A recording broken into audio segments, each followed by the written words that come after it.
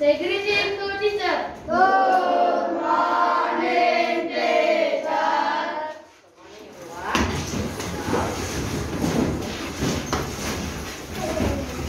Oke, kita pertama sekali lagi. Selamat pagi semuanya. Selamat pagi, Bu. Ya, hari ini kita akan kembali memulai pembelajaran kita. Tapi sebelum memulai pembelajaran kita akan berdoa terlebih dahulu. Yo, siapa yang bertugas memimpin doa? Semuanya kita berdoa.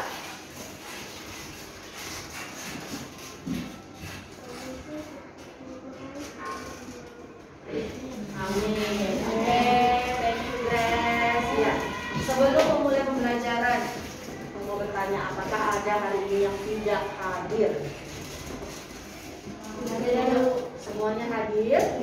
Oh, iya. Semuanya hadir. Jadi sebelum mulai pembelajaran, Ibu mau mengundang semuanya dulu untuk bernyanyi lagu wajib. Ayo, semuanya berdiri. Ya, berdiri yang siap. Oke, kita akan bernyanyi lagu karena sekarang hari guru. Kita menyanyikan lagu himne guru ya. Terpujilah wahai engkau. 1, 2, 3, ya. Terpujilah wahai engkau, Ibu Bapak Guru. Oke, tepuk PPK. Religius, nasionalis, mandiri, gotong royong, integritas. Lagi kita akan kembali melanjutkan pembelajaran kita. Ini tema 5, subtema 2, pembelajaran 1. Nah, seperti biasa, sebelum memulai pembelajaran, kita harus terlebih dahulu mengetahui tujuan pembelajarannya apa. Ya, tujuan pembelajaran kita hari ini. Coba bersama-sama. Yang pertama, 1, 2, 3 ya. Dengan menyimak video, peserta didik dapat menganalisis dan memagnetik dan menyajikan hasil karya daftar riwayat hidup. Ya, itu adalah tujuan pembelajaran yang akan kita pelajari hari ini. Perhatikan video ini terlebih dahulu. Ada kebutuhan mencari kerja yang tinggi di job fair yang dibuka oleh Dinas Ketenagakerjaan Kota Batam terpaksa dihentikan sementara. Hal tersebut pun dikarenakan pada puluhan orang yang banyak orang pingsan karena ya, kita tahu ya kan, kalau di Batam itu adalah kota industri. Ya, kota industri, banyak industri di Muka Kuning, kemudian dari Tanjung Luncang yang untuk galangan kapal. Jadi orang dari kampung itu banyak sekali datang ke Batam untuk mencari pekerjaan. Jadi bagaimana sih cara kita untuk menguranginya? Gimana? Belajar untuk membuat usaha. Oke, kalau misalnya kita belajar untuk membuat usaha, kira-kira bagaimana usaha-usaha yang bisa kita lakukan? Apakah semua usaha itu bisa kita coba? Tidak. Apa usaha yang akan kita lakukan? Nah, itulah yang akan kamu selesaikan hari ini. Kalau banyak pengangguran, berarti otomatis kita akan belajar membuka usaha. Kira-kira usaha apa sih yang cocok untuk dilakukan di Kota Batam? Nah, kemudian nanti kamu juga akan memikirkan solusinya. Bagaimana kira-kira kalau misalnya usahanya itu, kalau pilih usaha A, apakah peralatan-peralatan yang diperlukan? Apakah peralatan itu harus didatangkan dari luar negeri atau kita bisa buat sendiri? Justru akan menyelesaikan hal tersebut. Untuk membahas hal tersebut, Ibu akan membagi kamu dalam 4 kelompok. Ya, 4 kelompok. Kita hitung 1, 2, 3, 4. Ya, 1, 2, 3, 4 mulai dari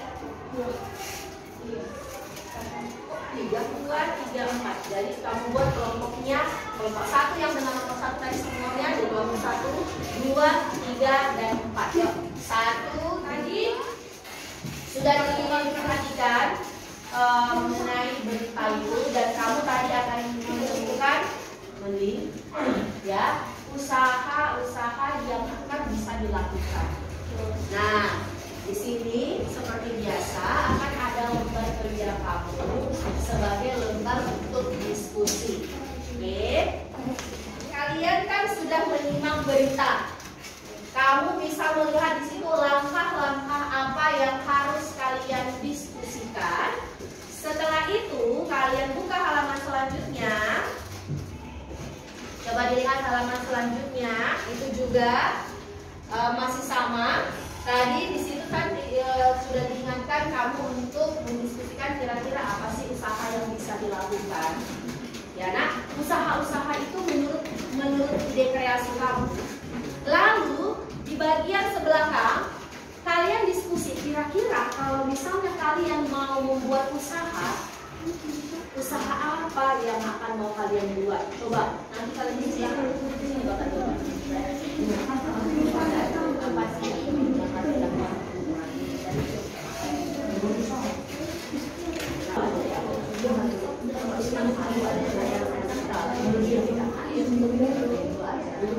Setelah selesai pada bagian mengkreasikan, ya kalian yang diskusi kira-kira mau membuat produk apa pada bagian yang di halaman yang ketiga. Sekarang kita masuk pada bagian yang kedua. Bagian kedua itu adalah mengenai benda-benda magnetis. Nah, tadi kan kita sudah belajar, kamu kan sudah mendiskusikan bentuk-bentuk usaha yang ada di sekitar kita. Bahkan ada usaha yang ada di Batam yang memanfaatkan benda limbah. Limbah apa di situ? Limbah sisi ikan. Iya, sisa-sisa sisi ikan diubah menjadi hiasan bunga. Nah, dalam membuat hiasan atau dalam membuat usaha, pasti benda-benda yang digunakan itu beraneka macam kan? Iya. Nah, benda-benda itu ada yang bersifat magnetis dan ada yang bersifat non magnetis. Nah, sekarang kamu perhatikan link, ya, kamu buka link atau media AR yang sudah di-share yang ini, kemudian kamu perhatikan satu persatu di situ media benda magnetis dan non magnetis itu seperti apa. Bisa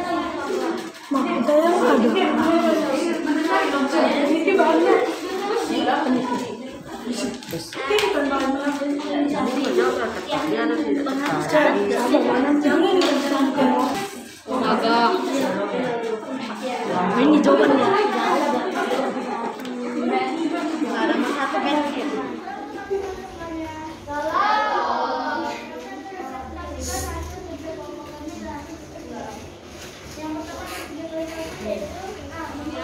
Indonesia dengan usaha bunga ikan tersebut, limbah didapat diulang menjadi dalam harga dan dapat dijual ke negara lain dan dapat dibeli atau digunakan oleh banyak orang sebagai tempat hias. kalian dengan hasil rencana produk mereka katanya mau membuat food and goods ya. Kisaran harganya 10.000. Oh, 30.000. Ayo, kira-kira gimana? Cukup menjangkau atau mahal? Mahal. Ya, nanti bisa dipikirkan kira-kira gimana supaya nanti hasilnya. Oke, thank you. Kami dari Kelompok 1 akan menjelaskan tentang video berita yang kemarin kita sudah lihat. Yang pertama, jelaskan permasalahan besar terhadap dokter di Batam di kawasan SP. Kalau beli, kita menggunakan sumber daya manusia dan industri. Pengalaman ini adalah institusi, contoh, pelaku, dan lain-lain. Gimana? Harganya berapa? 1 biji. Mongko enggak? Biji. Satu kotak isinya berapa? 10. 1 kotak isinya 10. Mereka mau membuat masker. Jadi menurut kalian kira-kira murah apa mahal? Murah.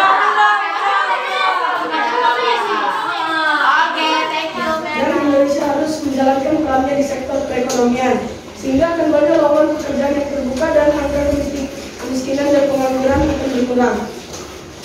Kedua adalah menurunkan kemiskinan dan pengangguran akan berkurang. Kedua adalah menentukan Usaha kecil yang bisa kalian lakukan. JJ saja menggunakan banyak peralatan.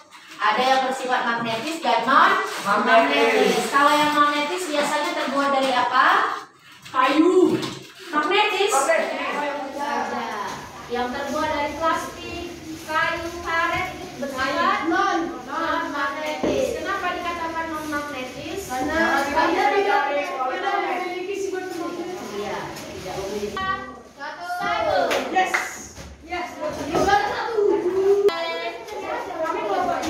Aku mau. Thank you. Ya, silakan duduk. Thank you. Oke. Belajar maksimum 3 ini apa dulu?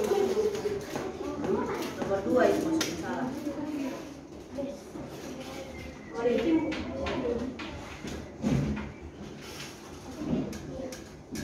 Kita sudah melakukan diskusi mengenai peran Indonesia pada bidang ekonomi dan juga mengenai benda-benda yang bersifat magnetis dan non-magnetis serta penyusunan daftar riwayat hidup.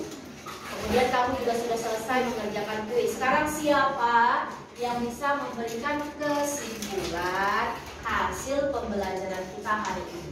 Apa yang sudah kita pelajari hari ini? Ayo. Kita dapat mengetahui benda-benda yang dapat ditarik magnet dan tidak dapat ditarik magnet. Oke. Baru bengkel. Yang memanfaatkan hasil-hasil sisa atau limbah. Contohnya tadi apa limbah? Sisik ikan. Ya, sisik ikan diubah menjadi apa? Hiasan. Begitulah hasil pembelajaran kita hari ini. Ya, mudah-mudahan kamu bukan hanya bisa mempelajarinya, tapi kamu kan sudah belajar bagaimana membuat usaha. Ya, belajar membuat usaha.